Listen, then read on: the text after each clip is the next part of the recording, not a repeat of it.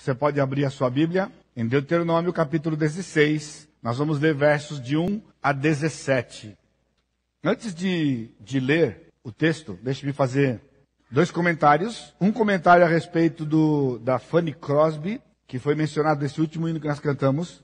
Foi uma das biografias mais impactantes da minha vida, anos atrás, quando eu li essa história dela.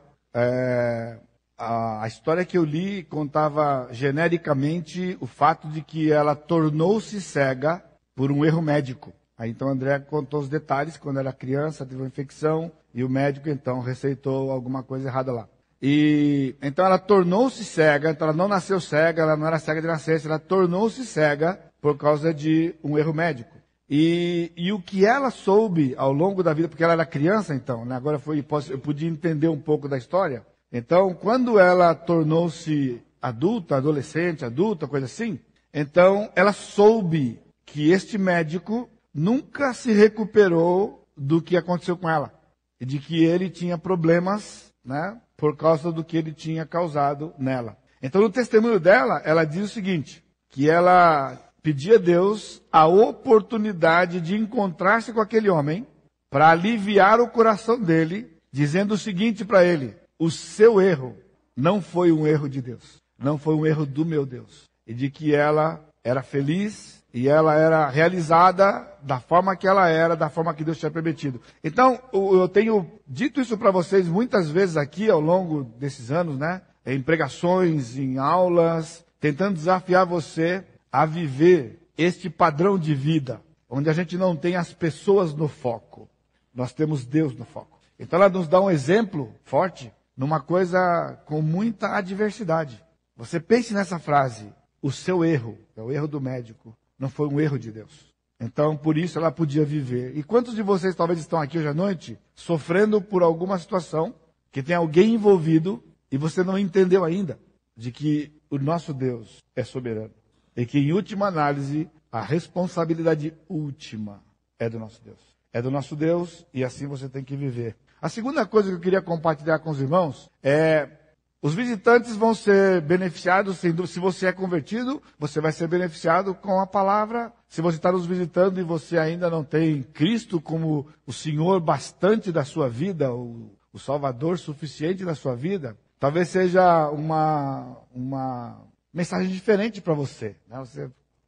Mas, como nós já ouvimos os testemunhos aqui, nós cremos no poder da palavra, do Deus soberano, que trouxe você aqui hoje à noite para ouvir uma mensagem nesse estilo, nesse molde que você vai ouvir hoje à noite. No começo do mês, eu fiz uma viagem por motivos pessoais para um outro lugar, distante.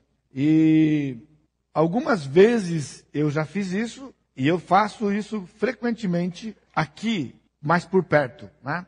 Quando o pastor Sacha de manhã falou sobre disciplinas espirituais, uma das disciplinas espirituais que são fundamentais na vida do crente e principalmente na vida do pastor, chama-se solitude. A solitude é quando você separa um tempo em que você vai estar só na presença do Senhor e você vai gastar muito tempo na presença do Senhor. Então eu fiquei 8 dias fora e boa parte desse tempo que eu fiquei fora, eu fiquei meditando com o Senhor. Eu li muitas partes da Bíblia, vários livros da Bíblia naquele tempo, muito tempo de oração, e para minha vida pessoal e também pela igreja e tal, enfim. Então, estando naquele lugar, nesse clima, né, para você entender um pouco como funciona, né, até a vida da gente como pastor, Deus colocou no meu coração esse texto e essa mensagem. E a minha intenção, o meu pensamento, porque eu estava lá, mas a vida não para mim quando eu viajo, né, para fora ou para qualquer lugar. É rotina, eu saio daqui, eu viajo, eu volto, já chego, venho trabalhar. No dia que eu cheguei, à tarde já estava aqui. Então eu estava lá e estava estudando, preparando, também pensando em alguma coisa. O que acontece? Eu perdi? Não, ele vai puxar o outro ainda aqui.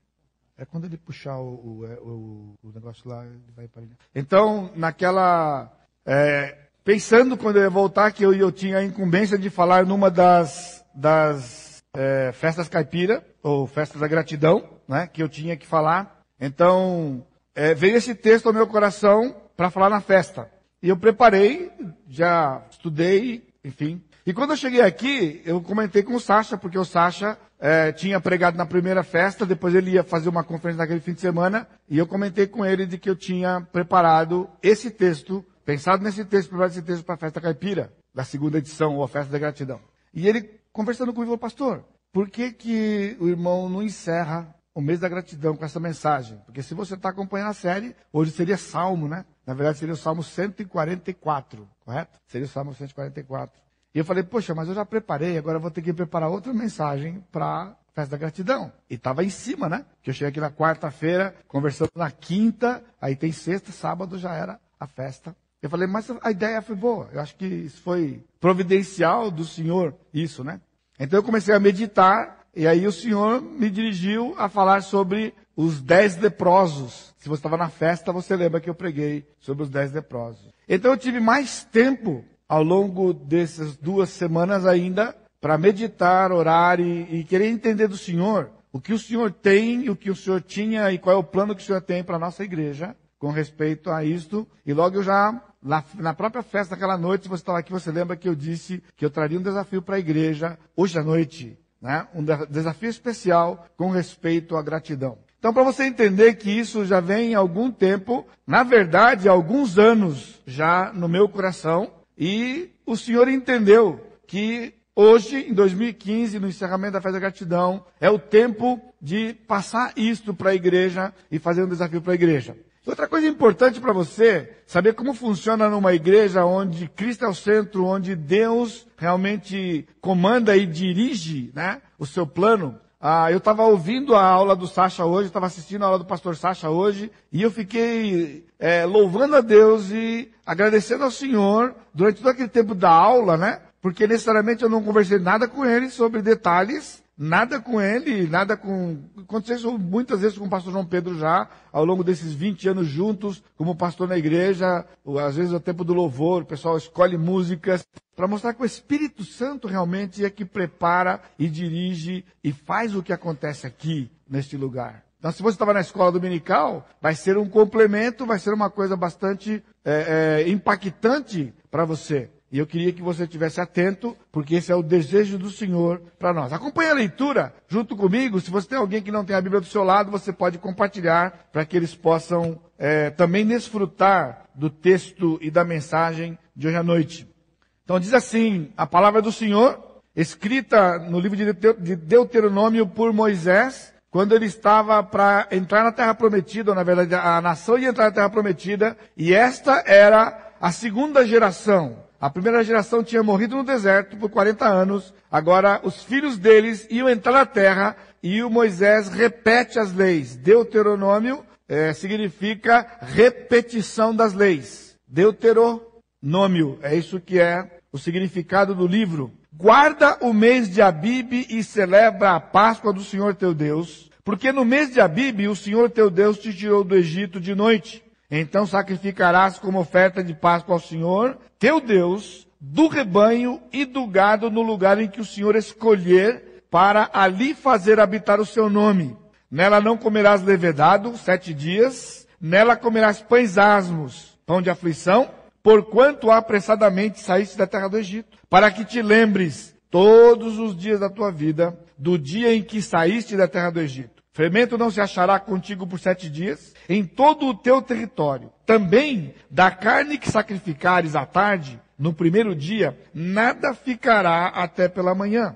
Não poderás sacrificar a Páscoa em nenhuma das cidades que te dá o Senhor teu Deus, senão no lugar que o Senhor teu Deus escolher para fazer habitar o seu nome. Ali sacrificarás a Páscoa à tarde, ao pôr do sol, ao tempo em que saíste do Egito. Então a cozerás e comerás no lugar que o Senhor teu Deus escolher. Sairás pela manhã e voltarás às tuas tendas. 6 dias comerás pães asmos, e no 7º dia é solenidade ao Senhor teu Deus, nenhuma obra farás. 7 semanas contarás, quando a foice começar na seara, entrarás a contar as 7 semanas, e celebrarás a festa da semana ao Senhor teu Deus, com ofertas voluntárias da tua mão, segundo o Senhor teu Deus te houver abençoado. Alegrar-te-ás perante o Senhor teu Deus Tu e o teu filho, a tua filha, e o teu servo, e a tua serva, e o levita que está dentro da tua cidade, o estrangeiro e o órfão, e a viúva que estão no meio de ti, no lugar que o Senhor teu Deus escolher, para ali fazer habitar o seu nome.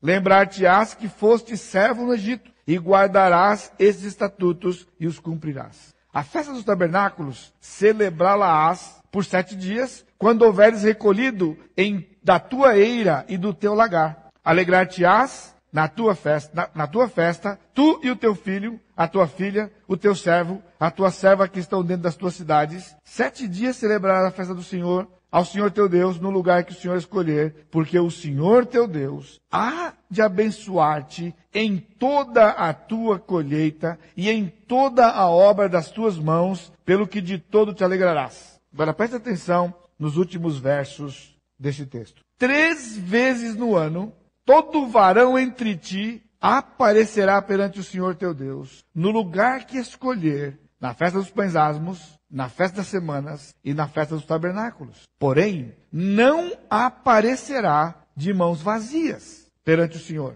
Cada um oferecerá na proporção em que possa dar, segundo a bênção que o Senhor seu Deus lhe houver concedido. Amém? Quando Deus formou a nação de Israel, Ele logo após a libertação do cativeiro do Egito, trouxe a legislação para a nação. Então isso que nós estamos vendo aqui. Então logo que o povo saiu, eles caminharam, atravessaram o Mar Vermelho, chegaram no Monte Sinai, e lá o Senhor deu as leis para o povo. Isso é o que nós encontramos no livro de Êxodo, no livro de Levítico e parte do livro de Números. Então o povo estava caminhando, 2 anos depois, o povo chegou a um lugar chamado Cades Barneia. E Cades Barneia fica ao sul da Palestina, bem na entrada da terra. Então ali eles entrariam de Cades Barneia, eles se dirigiriam para a entrada da terra. Foi quando eles mandaram os espias, que nós vimos hoje de manhã o texto, na pregação do pastor Sacha, e o pessoal voltou desanimado e contaminou o povo, e eles disseram, tem gigantes na terra, nós não vamos entrar. E vamos morrer aqui, enfim. Então, o Senhor naquele dia prometeu para o povo o seguinte, porque vocês não confiaram na minha palavra, então vocês não vão entrar na terra. E todos os homens e mulheres que saíram do Egito, principalmente os homens que foram contados, de 20 anos para cima, vão morrer no deserto. E somente quando o último homem, de 20 anos para cima, morrer, então a nova geração, os seus filhos, entrarão na terra. E juntamente com eles, Josué e Calebe, os 2 únicos que tinham mais de 20 anos quando saíram do Egito, entraram na terra, Josué e Calebe. Então o Senhor deu leis, e aqui nós temos Moisés repetindo as leis para aquela geração que havia de entrar. Havia leis civis, leis cerimoniais, leis sociais e políticas, e havia também uma aliança condicionada à obediência que garantia a existência da nação ou a sua destruição. Se nós tivéssemos mais tempo, eu leria para os irmãos o capítulo 28 de Deuteronômio inteiro, porque o Senhor promete bênçãos e maldições para o povo, e disse para o povo, se vocês me obedecerem, eu vou abençoar vocês, se vocês entrarem por um caminho de desobediência, eu vou destruir completamente a nação. E nós vimos na outra semana que Deus não fez isso por amor a Abraão e Davi. Então nessa aliança, Deus prometeu colheita certa e abundante para o seu povo, e ordenou 3 festas obrigatórias durante o ano, que iniciava no mês de Nisan, que aqui está com o nome de Abib. Esse mês Abib, na época de Moisés, depois do cativeiro, a gente vê que ele aparece com o nome de Nisan, que é o primeiro mês do calendário religioso do povo de Israel. Então, o nosso calendário, para você ter uma noção de época, março, abril, do nosso calendário. Então o Senhor prometeu para o povo de Israel que daria proteção dos inimigos, cuidado, comida, fartura, e que durante um ano, 3 festas, eles eram obrigados a fazer e comparecer perante o Senhor. Esse é um dos textos que a gente leu. Se o povo vivesse santidade e confiasse no Senhor, seria uma nação singular, uma nação única. Agora presta atenção nisso, irmãos. Se o povo vivesse santidade e confiasse no Senhor, seria uma nação singular, única em toda a terra. O princípio que estava por trás era o de que Deus é quem sustenta o povo, e a situação do povo era resultado direto da sua obediência. Agora, é estranho para alguns de vocês, e aqui é uma mensagem para os novos e para os velhos. Novos e velhos, estou dizendo aqui, não é de idade, é novos e velhos na igreja, né? Então, os novos da igreja, que têm vindo recentemente, ou se convertido recentemente, para você soa um pouco estranho, né? Quando a gente prega, ou quando eu prego aqui no Velho Testamento, puxando do Velho Testamento, os princípios para o Novo Testamento. Para você que é velho, está aqui na igreja desde que eu cheguei, alguns antes que eu cheguei, e tem acompanhado esses 30 anos, talvez ainda estranho para alguns de vocês, e eu vou de novo insistir e mostrar para vocês de que aquilo que o Senhor deu para o povo de Israel, em termos de nação, era para a nação de Israel, mas os princípios que estavam por trás de todas aquelas leis do povo de Israel, eles são permanentes e eles vieram para o Novo Testamento.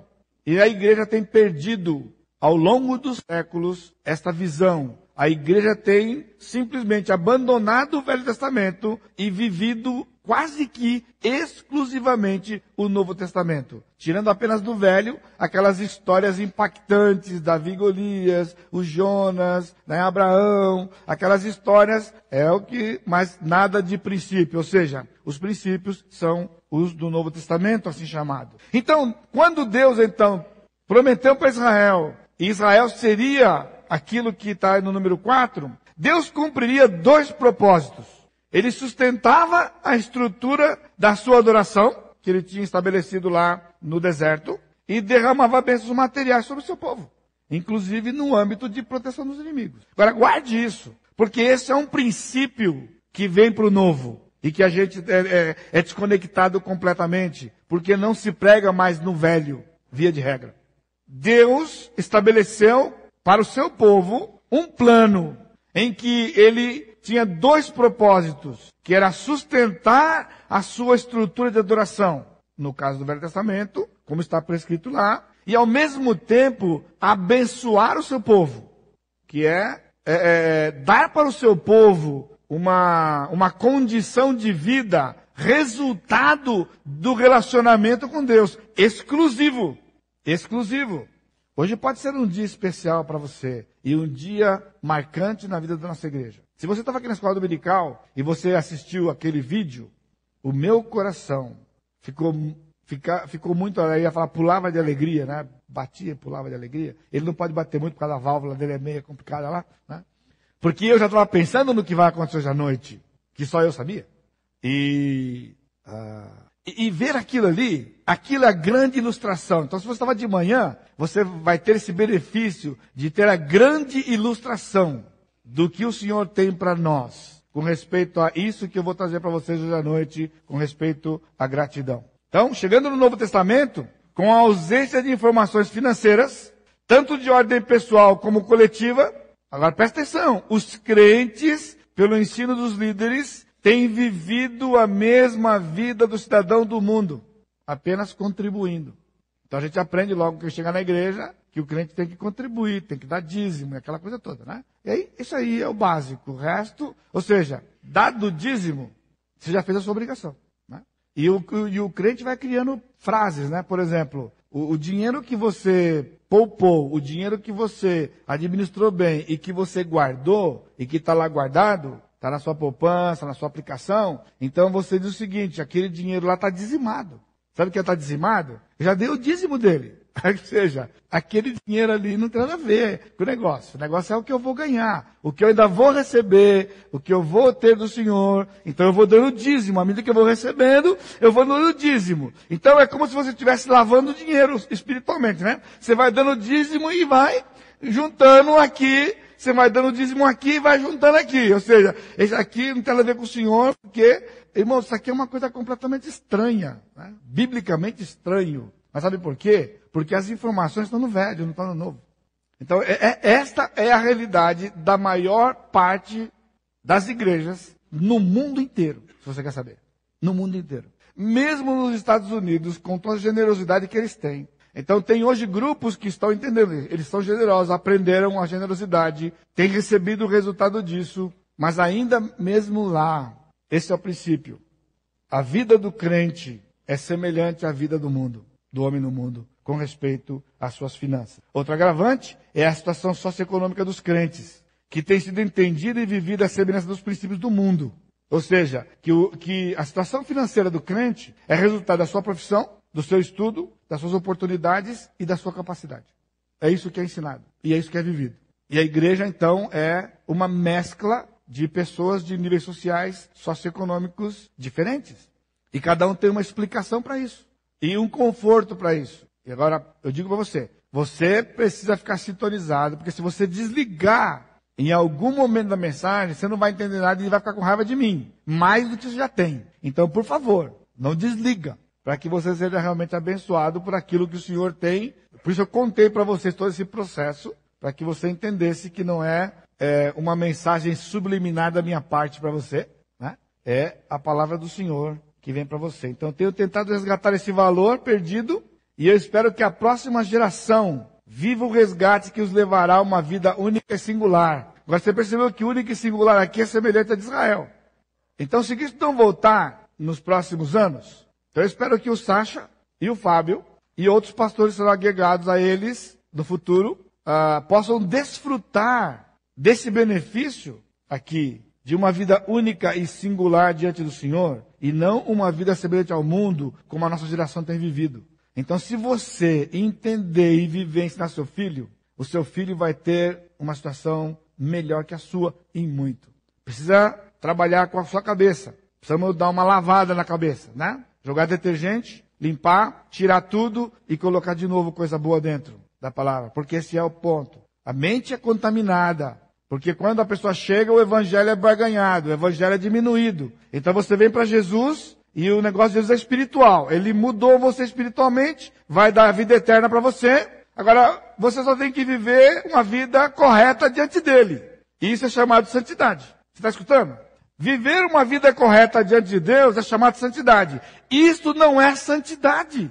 Isto é um aspecto da santidade. Porque o Filho de Deus não vive na prática do pecado.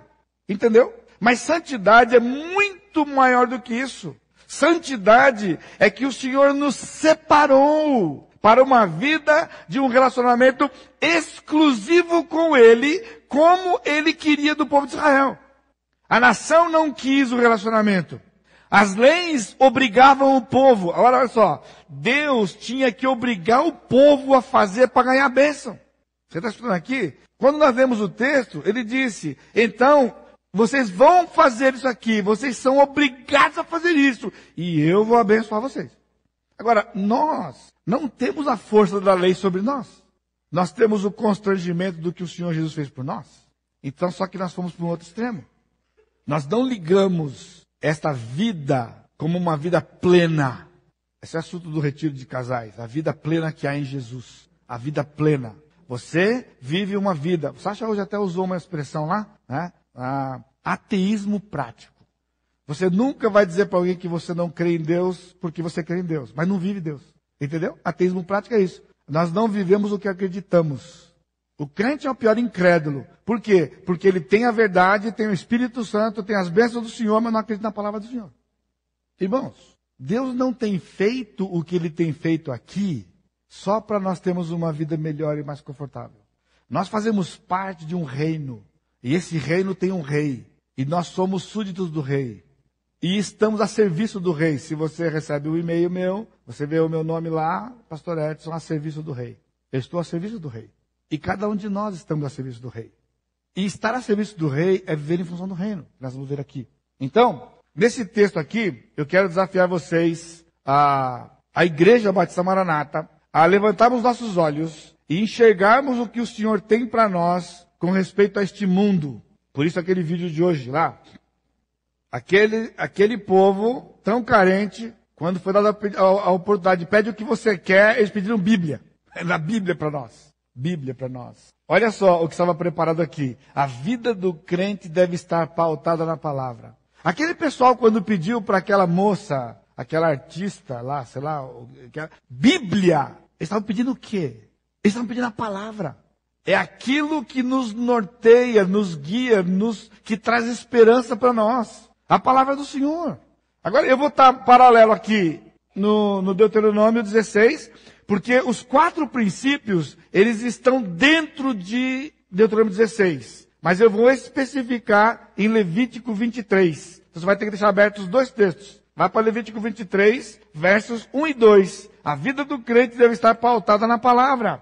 Então lá na primeira geração, o Senhor disse para Moisés, disse o Senhor a Moisés, fala aos filhos de Israel e dize-lhes, as festas fixas do Senhor, que proclamareis, serão santas convocações. São estas as minhas festas. O Senhor trouxe a palavra para o povo, determinou quais eram as festas que o povo devia fazer, e o povo devia obedecer à palavra do Senhor.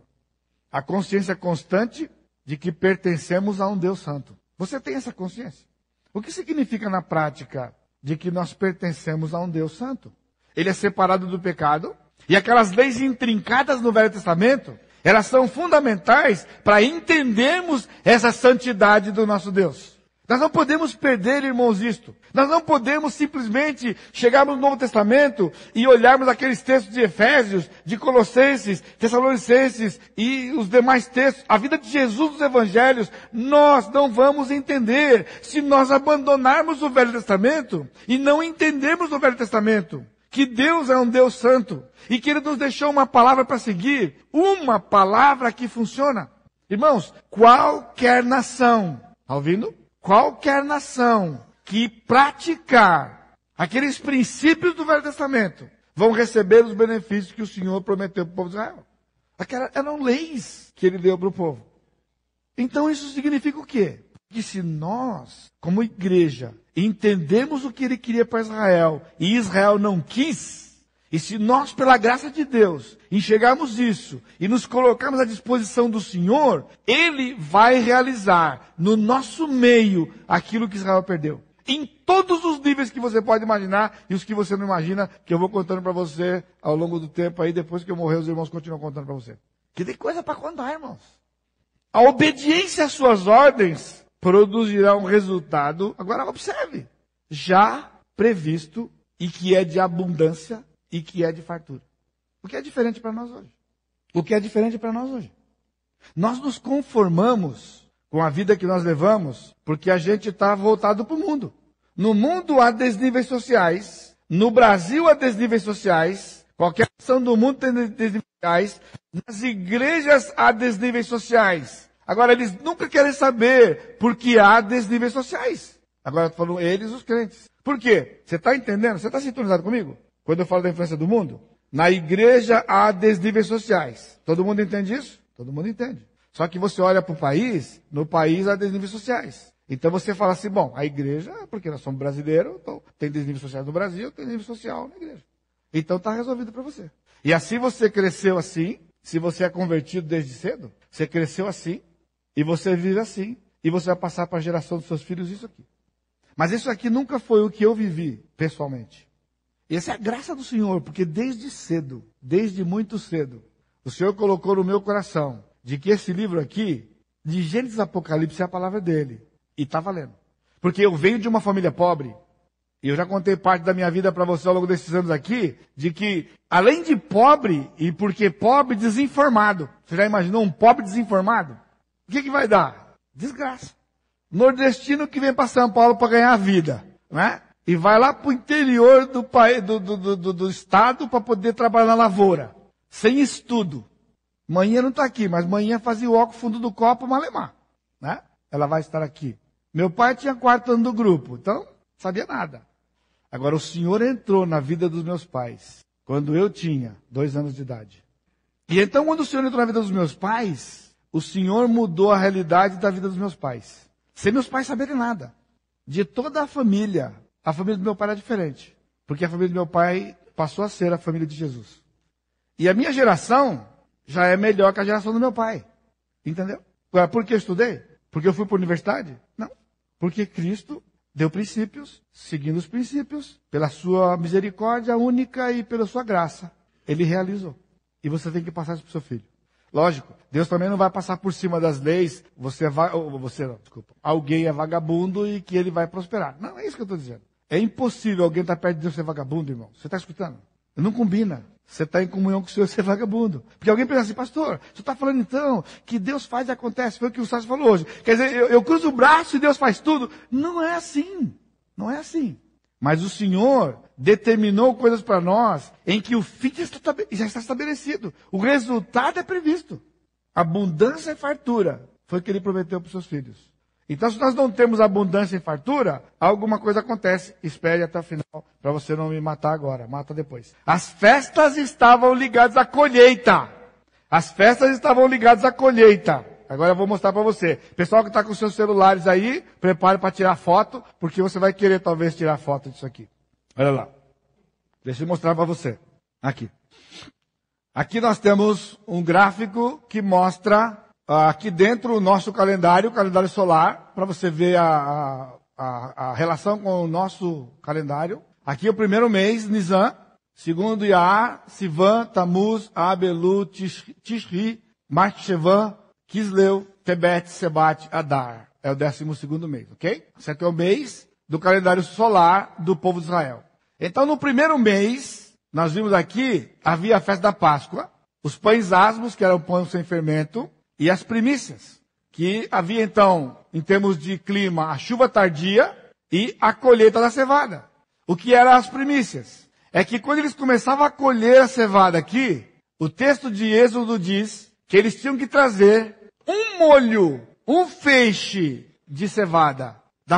O primeiro feixe que eles colhessem a cevada, eles tinham que trazer para o Senhor numa festa chamada Primícias, que estava ligada com a festa dos pães, da Páscoa e os pães asmos. Era no dia subsequente à Páscoa.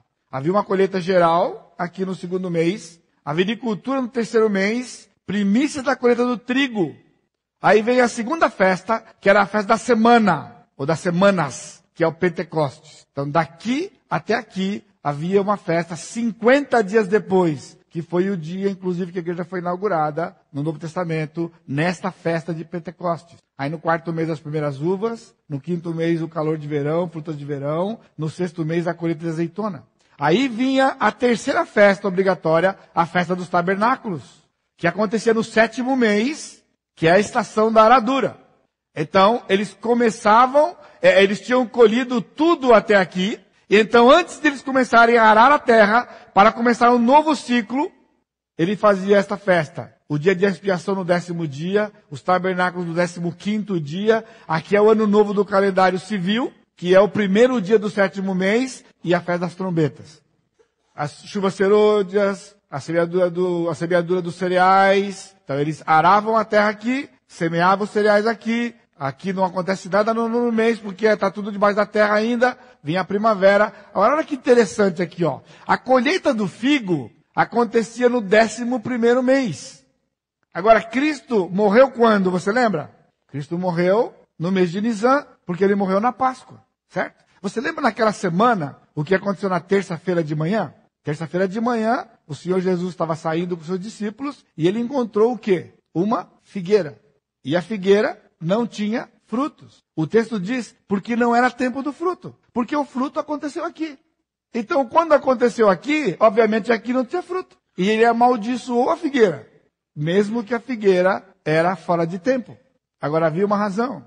Porque esta figueira em particular, que Cristo amaldiçoou, ela tinha uma característica.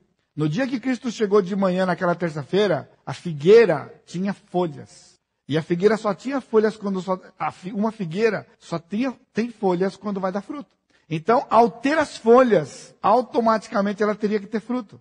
Então ela era uma figueira mentirosa. Porque ela estava dizendo que ela tinha frutos quando não tinha frutos. Porque os frutos acabaram aqui. Mas essa figueira em particular manteve as suas folhas. Por isso ela foi amaldiçoada pelo Senhor. Há uma lição aqui que não é o dia de hoje para você. Agora você entende então que aquelas festas ali, aqui é tudo que o Senhor prometeu para Israel. As chuvas, tudo aquilo que ia se colher no meio do povo.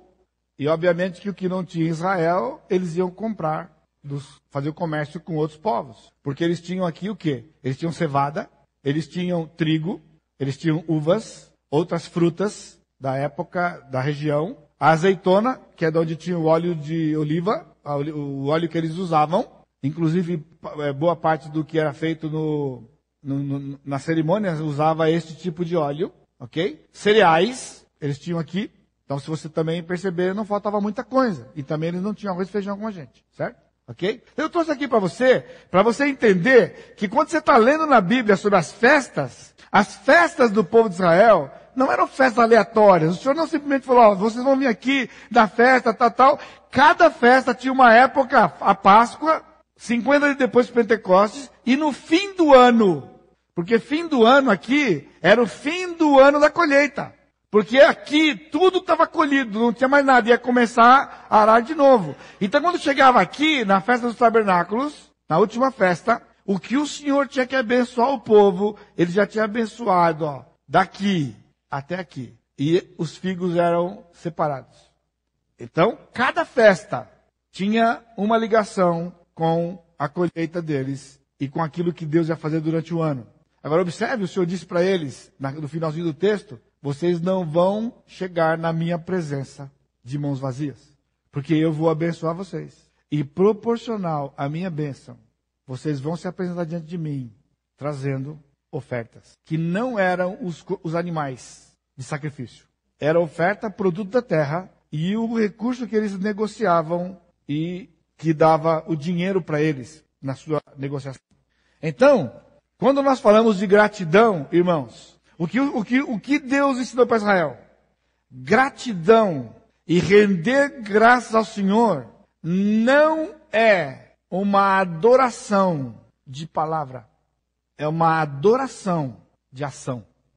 Então, ter um coração grato ao Senhor, em que não move você a fazer algo prático, não é a gratidão que o Senhor colocou na Bíblia. Agora presta atenção, que nós estamos entrando na parte séria do negócio, que é onde você começa a ficar meio complicado comigo. Entenda isso aqui. Eu estou dizendo para você o que é o princípio bíblico. Aqui é um momento de corrigir as nossas mentes. Eu tenho um coração grato a Deus, porque Deus fez isso, fez aquilo, a gente conta aquilo que Deus fez. E eu tenho um coração grato a Deus. Falar sobre isto, cantar sobre isto, é um aspecto da gratidão. Não bastava Israel cantar os salmos. Rendei graças ao Senhor que Ele é bom. O Senhor já tinha ordenado para o povo. Vocês vão plantar, eu vou dar bênção para vocês e vocês vão se apresentar diante de mim. 3 vezes por ano. E cada vez que vocês vierem, vocês não vêm de mão vazia. Vocês vão ter que trazer para mim o resultado proporcional àquilo que eu abençoei vocês. Todo ano. E todo o tempo. E todo o sempre da nação. Por isso, Israel, enquanto obedeceu, foi uma nação que prosperou. Porque o Senhor abençoava a nação. O que tem que corrigir a nossa mente? De que isso no Novo Testamento, para a igreja é a mesma coisa. Funciona exatamente igual para nós. Agora, nós não temos plantação, mas você entende quando nós fizemos aquela festa, desde as primeiras festas, eu tenho mostrado para vocês. Cada coisa que vocês comem ali, tem agricultura por trás. Nós não somos agricultores, mas veio da agricultura. Né? Ou do animal, da carne. Tudo que você tem ali. Nada ali é sintético. Vocês não tinham uma barraquinha que vendia uma pílula para você, que ao você ingerir era uma refeição. Isso nunca vai ter na nossa festa de gratidão. Na nossa festa da gratidão não haverá uma barraquinha que vende pílula de vitamina, pílula de alimentação. Não tem. Tudo que é vendido lá ou compartilhado ali é o resultado da bênção do Senhor na nossa vida em nos sustentar com o que comer. Por que você tem o que você tem? Bom, eu tenho porque eu tenho, pastor, porque eu tenho sido um trabalhador já há muitos anos, e eu sou uma pessoa bem assim, controlada financeiramente, eu sei, e eu tinha tido sorte para fazer umas aplicações que deu lucro. É assim. Então é isso que você entende do que você tem. Você não tem nenhuma base aqui. Porque no caso de Israel, ele disse, se você for infiel a mim, o que acontece? Eu mando o gafanhoto, eu mando a ferrugem, e ela vai comer tudo. E você não vai ter nada. Então, se você vier e se você mantiver a comunhão comigo e você entender o processo, então eu não vou deixar o gafanhoto ir na sua terra. Ele vai na do outro e não vai nessa terra. Por isso que no retiro dos homens, o cântico oficial é o cântico do gafanhoto. Né? É certo, o pessoal não coloca na escada, o pessoal coloca o cântico do gafanhoto. Né? O gafanhoto não tocará. Não é isso que está escrito lá? É o cântico. Mas é uma verdade. Tem gente que foi incomodar. Quando a gente plantou o cântico aqui, o pessoal está falando do gafanhoto aí, negócio. Pessoal, essa está escrito no texto. O gafanhoto não vai tocar naquilo que Deus preparou. Porque ele prometeu para Israel isso. Agora você pega o gafanhoto, traz para o quilômetro. Você traz para o século 21, para o quilômetro 11. O que é o gafanhoto? Tem muitas coisas que são gafanhotos hoje em dia, pessoal. Diz que o dólar bateu 3,70, não foi? Está quase 4? Pessoal. E se ele for a 5, vai fazer diferença para nós? Agora, ele pode ser um tipo de gafanhoto. Se você estiver confiando nele, rapaz, ele tem sido um gafanhoto que está gordinho, porque dos últimos anos para cá, ele saiu de 1,90 para o que ele está hoje. Mas entende, irmãos? O crente vive pela palavra. O povo de Israel vivia, e se o povo de Israel estivesse firmado na palavra, o povo de Israel teria fartura, teria abundância, porque o Senhor disse, isso não é diferente para nós. Não é diferente para nós. Agora você tem que ter coragem, viu? Você tem que ter coragem. Porque essa história de você ficar olhando, nós não somos vítimas de nada. Segundo, a vida do crente deve ser em função do reino.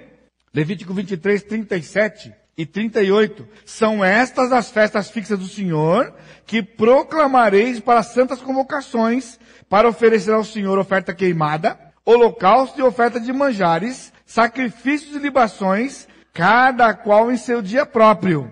Agora presta atenção. Além dos sábados do Senhor, e das vossas dádivas, e de todos os vossos votos, e de todas as vossas ofertas voluntárias, que dareis ao Senhor. Você percebeu a lista? Então nessas festas, eles traziam ofertas voluntárias. O que é oferta voluntária? Mas você pode entender, oferta voluntária para um povo que vivia debaixo da lei? Sabe qual é? O crente. Porque havia no meio do povo de Israel quem não era crente. Só porque ele nasceu judeu, não significava nada. Então se ele cumprisse a lei, ele teria o benefício da lei. Agora aqueles que eram crentes dentro do povo de Israel, eles tinham os olhos abertos. E eles viam o reino do Senhor. Então eles traziam aquilo que a lei pedia. Mas eles traziam além do que a lei pedia. Pessoal, e o que a lei pedia não era pouco não, viu? Se você lembra, eu falei isso aqui em dezembro para você. Israel dava cerca de 40% de dízimos durante o ano, em termos mensais. Isso não é 10% não, pessoal. Isso aqui é coisa do pessoal que abandonou a Bíblia lá atrás, ok? Ele funciona no reino. O reino em que vivemos tem leis espirituais específicas. Israel tinha essas leis. Esta lei aqui, pessoal, era uma lei espiritual. Você vai vir aqui no dia da festa, você traz o que eu mandei para você e eu vou abençoar você. Era uma lei espiritual. Nós não vivemos debaixo da regra do mundo. Irmãos, eu não vou cansar de dizer para vocês. Nós somos propriedade exclusiva do Senhor, cidadãos do reino do Senhor. E esse reino do Senhor tem leis espirituais já específicas, estabelecidas pelo Senhor. Agora você pode viver a lei do mundo ou você pode ver a lei do Senhor. E você vai ver o benefício do Senhor. O reino cresce através do plano já estabelecido por Deus. Está escutando? O reino cresce através do plano já estabelecido por Deus. Agora é o seguinte, como Igreja Batista Maranata, ou fazemos parte disso ou não fazemos parte disso. Esse é o desafio. Sabe o que nós temos diante de nós? Nós temos diante de nós um mundo onde neste mundo há os filhos do Senhor, os eleitos do Senhor, e eles estão lá. Ainda não estão no aprisco. E uma igreja não pode ficar olhando para o seu umbigo, pessoal. Hoje o que está acontecendo no mundo, as igrejas crescem e elas ficam olhando para o seu umbigo. E elas ficam sofisticando o negócio internamente, se conformando de estar fazendo alguma coisa para a comunidade aqui. Agora, o reino do Senhor é de âmbito mundial. Quem é que vai resgatar o pessoal que pertence ao Senhor na África? Quem é? Ah, pastor, deve ser os Estados Unidos. O camarada tem dinheiro pra caramba lá. Pessoal, os camaradas lá não tem problema da inflação do dólar. Nós temos aqui, eles não tem nada lá. Você está pensando que assim, eles lá... Não, a Europa está mais perto, né? Os crentes da Europa estão mais perto. Um pulinho até lá embaixo, entendeu? Não, a China tem muita gente, está vendo um reavivamento lá, um grande despertamento na China. Como a China tem muita gente, então provavelmente os chineses vão fazer isso aqui. Então estão pensando sempre dos outros, né? Sair a síndrome de Moisés. Manda quem o Senhor quiser, Senhor, menos eu. Manda meu irmão, manda o outro. Mas eu não. Eu estou aqui hoje dizendo para vocês que gratidão que o Senhor ensinou para o seu povo é uma gratidão que é mais do que render graças ao Senhor em palavras. É nós entendermos que vivemos no reino e que se nós nos apresentarmos diante do Senhor, entendendo que tudo que nós temos pertence ao Senhor, e olharmos para o mundo e nos engajarmos para resgatar essas coisas que pertencem ao Senhor, o Senhor vai nos abençoar. Ele vai multiplicar o que nós temos, porque nós não conseguiríamos fazer se Ele não multiplicar. Você está entendendo? Ele tem um plano para o seu reino. Ao mesmo tempo que Ele cumpre o seu plano, Ele abençoa o seu povo. Parte, eu vou dizer para vocês. Então, o desafio é duplo. Está preparado? É assim, ó. Para começar, nós já temos. Então essa é a parte complicada. Para começar, nós já temos. É o que ele já nos deu. Então o que ele já nos deu, se nós entendermos e começarmos a trabalhar, então nós vamos fazer aquilo que nós podemos pelo que ele nos deu, e então ele começa a multiplicar para fazermos mais. No reino dele, está entendendo? No reino dele. Lembra do vídeo de manhã? Eu não estou dizendo para você dar mais, porque nós pastores precisamos de mais. Não precisamos de mais não, irmãos. Nós somos nós pastores, a coisa aqui. A coisa aqui é, isso aqui não existe para todo domingo a gente chegar aqui, sentar e cantar, pessoal. E durante a semana ficar impressionado com o que Deus faz conosco. Isso é parte. Entendemos que Ele está vivo, Ele faz isso tudo conosco, mas Ele tem um plano. E nós somos parte desse plano. E nós estamos engajados no plano. E Ele quer que nós façamos parte do plano. Porque Israel era assim, mas Israel foi desobediente. E perdeu a bênção do Senhor. O reino tem um sustento financeiro pré-estabelecido. Como é que o Senhor sustenta o seu reino? Fala para mim. Você sabe como Ele sustenta o seu reino? Dando recurso para os seus filhos. Agora o que tem acontecido? O filho recebe o recurso e fica com ele. Então alguém usou essa expressão, né? Nós somos como canos. E esses canos, é onde o Senhor, através dos canos, Ele atinge. Agora o que acontece? Está cheio de cano entupido, né? A água bate e fica parado lá. Está entupido, não chega em outro lugar. Antigamente nós tínhamos galvanizado. Você lembra do cano galvanizado? Passava 15 anos depois que você construiu sua casa, você abria a torneira, saia umas pinguinhos d'água lá, porque o cano tinha todo enferrujado por dentro. Aí inventaram o cano de PVC. Então, irmãos, nós temos que trocar o cano. Vamos trocar os nossos canos. Os nossos canos são galvanizados. E o Senhor quer que nós usemos canos de PVC. Obrigado, irmão. Tem alguém acordado lá atrás, né? Quanto que vai dar, Marquinhos? Brincadeira, pessoal. O cidadão do reino viverá uma vida próspera no mundo. Essa é a parte. Agora, você fica preocupado porque aí fora hoje o pessoal fala muito de prosperidade, né? Você entendeu?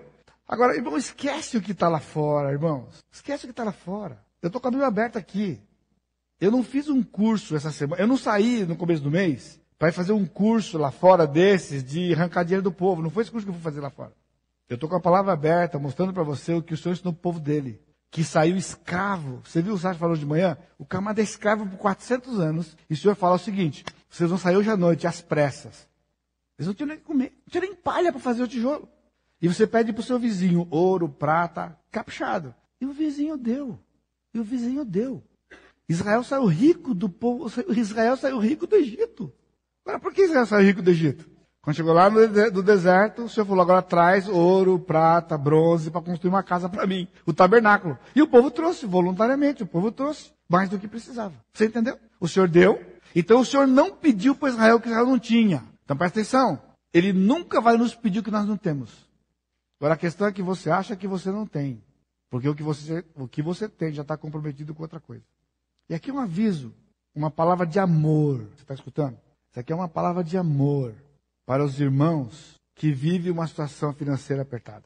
Isso é uma palavra de amor da minha parte, como eu já dei tantas para você. Porque talvez você já cometeu o pecado hoje à noite. Ao ouvir isso aqui, quando você começa a pensar em pessoas aqui dentro. Ah, porque tem pessoas que têm recurso hoje, né? Então, tem gente, a igreja hoje tem mais potencial financeiro. Ah, então, pessoal, você está pensando errado. Você está pensando errado. Quando meu filho se casou, quando o Rafael se casou, o Rafael estava trabalhando numa empresa, ganhando um certo salário, apertado, justinho. E então eu fiz um combinado com ele, de pai e filho. Porque agora ele é a cabeça de uma casa, ele não está mais na minha casa.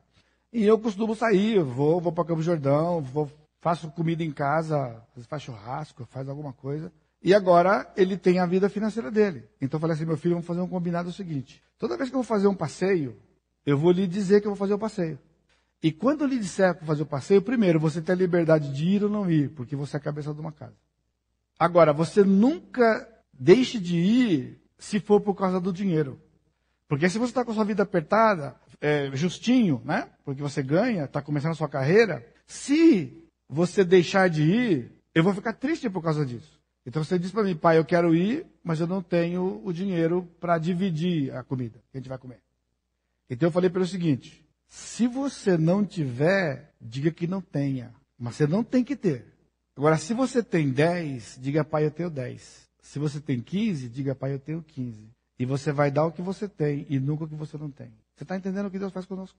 Eu quero que você participe. Nunca deixe de ser por causa de dinheiro. Nunca diga que você não tenha se você tem. Entendeu? Por quê? Porque você que está vivendo uma vida justa, quando tem oportunidade de Deus lhe abençoar, você diz, eu não tenho. Quando você tem. Você não entendeu, é porque na sua cabeça, o que é 10? Ah, tem irmão que dá 1.000. 1.000 é um monte, aqui eu vou dar 10. Então você deixa de ser abençoado pelo Senhor, porque você não deu 10. Então você nunca terá 20 para dar, se você não entender que você tinha 5 e você não foi o mordomo dos 5 que você tinha. Então você vai continuar nunca tendo. Isso é o princípio do Senhor. Você vai perpetuar isso na sua casa e na sua família, se você continuar com esse pensamento de que eu não tenho, eu queria ter, e os irmãos têm, tem gente que tem, você não vai ter. Se você não é fiel no pouco, você não vai ter muito. Nunca. Isso é um princípio do Senhor. Isso é uma palavra de amor para você. Toda vez que você ouvir aqui um apelo, entenda, é uma oportunidade para você. E você vai chegar para o Senhor, porque Ele disse, o que eu lhe dei? Quanto que eu lhe abençoei? Agora, eu digo para você o seguinte, a grande decisão que você vai ter que fazer hoje à noite, não é de quanto você vai dar, é se você vai continuar administrando a sua finança do jeito que você está administrando. Porque Deus tem lhe dado e você administra mal. Por quê? Porque o reino do Senhor não é prioridade para você. Como o reino não é prioridade, você gasta com outras coisas. Então, quando o Senhor dá a oportunidade para multiplicar o que Ele te deu, você não tem para dar. Entendeu? Ou não? Eu vou explicar para você. Deus lhe deu, porque Ele vai dar. E quando Ele dá para nós, se nós gastarmos de maneira errada, quando Ele nos der a oportunidade de multiplicar o que Ele nos deu, nós não teremos o que dar para Ele multiplicar. Então não vai multiplicar. Não tem nada a ver com o mundo. Você está escutando? É completamente diferente do mundo. Não ensine o seu filho errado. Agora, ele tem que estudar. Ele tem que estudar. Porque é uma condição? Não. Porque nós vemos num mundo onde estudar é certo. Se você não estudar, Deus não vai cobrir isso, porque se você for negligente. Então é uma transição de geração. Agora, estudar e abandonar o Senhor de tanto estudar, Ele não vai abençoar você. Eu tenho desafiado jovens aqui na igreja a ir para o vestibular 1 para 1. Ou seja, você conhece vestibular 1 para 1? Aqui na igreja Batista Maranata tem vestibular 1 para 1. Porque aí fora é 1 para 50, 1 para 200, 1 para 100 e não sei quanto. E aí o camarada fica estudando de noite, e já sabendo que só vai entrar quem é fora da curva. Bom, se eu sei que eu não sou fora da curva, eu não vou perder tempo para fazer aquilo ali. Agora, com Deus não tem curva, é uma reta. Então não tem ninguém fora da curva, tem quem está na reta, na palavra do Senhor. E aí você vai fazer o que o Senhor manda, vai servir o Senhor, vai priorizar o Senhor e vai estudar o melhor que você pode, sem comprometer o Senhor, tá entendeu? Então é servir ao Senhor e estudar o melhor que você pode. A vaga é sua, a que Ele tem é sua. Ninguém vai te tirar e ninguém disputa com você. Agora, se você for naquela do mundo de ficar dia e noite, aí você não pode ir na igreja, não pode ir na mocidade, você não pode, sabe, porque eu estou na fase de estudar. Estou na fase de estudar, tá bom. É aí onde você vai se perder. Porque não tem essa fase na Bíblia. Entendeu, pessoal? Não existe essa fase na Bíblia, que é um momento em que você dá uma pausa da vida espiritual para se dedicar ao estudo. Isso não existe. Isso não existe. Isso é no mundo. Não é o nosso caso. Aqui não é o mundo. Nós temos uma lei espiritual que nos rege. O Senhor é responsável. Ele sabe e Ele põe o que Ele tem para você, ninguém vai mexer. Agora, se você viver que nem o mundo, Ele não vai dar para você o que Ele tem para você. Você vai conquistar por você mesmo e assim por diante. Que oração. Tudo isso. A vida do crente é exclusiva pela fé, confiar no Rei do Reino, que as suas leis são justas e não são penosas, confiar na provisão do Senhor no seu cuidado. E último, a vida do crente deve ser de gratidão pelo que Deus faz. É proporcional. Lembra do texto lá? 3 vezes no ano todo varão entre ti aparecerá perante o Senhor teu Deus, no lugar que escolher, que é Jerusalém. Porém, não aparecerá de mãos vazias perante o Senhor. Cada um oferecerá na proporção em que possa dar, segundo a bênção que o Senhor, seu Deus, lhe houver concedido. Então, você está escutando, você pode dizer, Senhor, o Senhor não me deu nada, então eu estou trazendo nada para o Senhor. E Ele vai aceitar o nada. Agora, lembra que eu falei para meu filho? Não fala para Deus que Ele não te deu nada se Ele te deu 10. Porque Ele vai te arrancar aqueles 10, se você não der para Ele. E Ele arranca, pessoal. O devorador está lá. O bichinho da Tasmania está na jaula. Mas quando ele solta aquele bichinho, é só o pó. É só o pó. Eu ia falar sobre a questão do pobre, vai ficar para outro dia. Nos 2 textos, ele fala, os pobres sempre os tendes convosco. Isso é uma mal interpretação. O que Jesus quer dizer que os pobres sempre tendes convosco? Porque sempre haverá pobre. Ele diz, sempre haverá pobre na terra. Por que sempre haverá pobre na terra? Porque o pecado está na terra. Você está entendendo? O pecado está na terra. E porque os seus filhos são duros de coração, isso vai afetar os seus filhos também.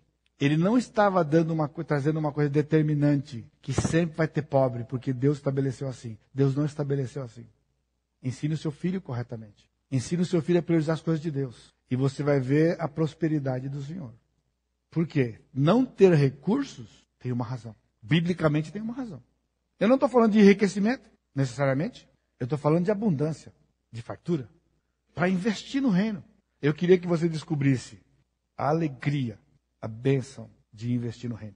A bênção já foi concedida. Ele disse, daquilo que seu Deus lhe houver concedido. Então, nós vamos ter oportunidades ao longo deste ano. Ao longo deste ano, até a próxima festa da gratidão. Então, próximo mês de gratidão. De praticar isto generosamente, voluntariamente, de nos apresentarmos diante do Senhor, em gratidão a Ele por aquilo que Ele tem feito de maneira com ação e não somente de palavras. Para quê? Para que a gente possa ser útil nas mãos dEle para alcançar aqueles que lhe pertencem, que estão espalhados pelo mundo. Entendeu? Simplesmente isso. Você pode fazer parte ou você pode ficar lamentando que você não tem para dar 50 mil. Se você gostaria de dar 50 mil, você não vai dar 50 mil se você não der 50 mil. Se você não der 2, se você não der 10 reais. Agora, isso aqui é sério, irmãos, porque eu não sei quantos de nós, a gratidão vivida e exercida, tem coragem, ou teria coragem, de chegar para Deus. E dizendo essas palavras, eu estou trazendo para o Senhor o resultado do que o Senhor me abençoou. E você está entendendo quão sério é isso? Eu estou dizendo para Deus que eu estou trazendo para Ele uma oferta voluntária, como resultado do que Ele me abençoou. Se você não tem nada para dar, você está dizendo para Ele que Ele não te deu nada. Aí o complicado é encaixar isso com as promessas da palavra. Você vai descobrir que a gente nunca consegue alcançar o Senhor. Eu me lembro de uma das vezes indo para o Piauí, lá na casa do Ivan. Eu fiz alguma coisa lá na casa do Ivan.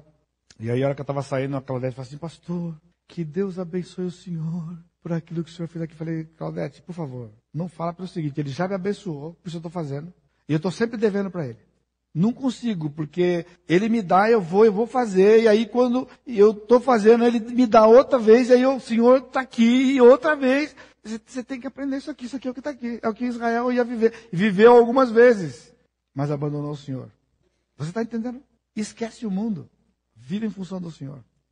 Você é dele, ele é seu, Deus. Então, nós temos assim, eu estou aqui para lhe agradecer pelo que o Senhor tem me dado. E aí, então, com essa atitude de gratidão, que ele ensinou o seu povo, ele ia multiplicar aquilo que o seu povo tinha, que estava na mão do seu povo. E ele quer fazer isso conosco hoje. Para quê? Para que tenhamos vida melhor? Não. Embora teremos. Porque nós estamos vendo o reino do Senhor. Há pessoas a serem resgatadas ao redor desse mundo. E ele quer usar a Igreja Batista Maranata. Senão ele não nos daria tantas informações que nós temos tido. Por quê? Sabe? Só para saber? Só para saber? Saber para saber não combina com o nosso Deus. Quando ele nos dá saber, porque ele quer algo de nós. E algo que ele já nos deu e que ele vai nos dar ainda mais. E não o que ele não deu. Muito menos aquilo que você acha que é seu. Amém? Curva a sua cabeça. Amado Deus, te agradecemos mais uma vez pela tua bondade. O Senhor disse para o seu povo, minha é a prata, meu é o ouro, diz o Senhor dos Exércitos. Eu tenho entendido e tenho transmitido para o teu povo, Pai, de que o Senhor quer algo de nós. Não que o Senhor precise de nós. O Senhor não precisa de nós. O Senhor quer algo de nós, porque o Senhor quer nos abençoar. O Senhor está nos incluindo porque o Senhor quer nos abençoar. Nós já temos recebido do Senhor muito. Temos feito alguma coisa, mas o Senhor quer mais. E isto, Pai, o Senhor sabe o que eu tenho falado com o Senhor. Só e somente o teu Santo Espírito pode agir no coração dos seus filhos. Eu tenho transmitido a tua palavra e que o Senhor, pelo teu Santo Espírito, mova o coração dos teus filhos, para que eles entendam o que o Senhor está dizendo e se apresente diante do Senhor, mas não de mãos vazias, com aquilo que o Senhor tem nos dado, com aquilo que o Senhor já tem nos abençoado, dispormos para o teu reino, para esse plano que o Senhor tem de resgatar as tuas ovelhas, como um dia o Senhor nos resgatou. Que esse dia fique registrado na tua presença, para a glória do teu nome, de que nós queremos fazer parte deste plano, de maneira mais significativa e específica. Porque tudo isso é suplicado no precioso nome de Jesus. Que a graça do Senhor Jesus Cristo, o amor de Deus Pai e a consolação do Espírito Santo seja com todo o teu povo, hoje e sempre. Amém, Senhor.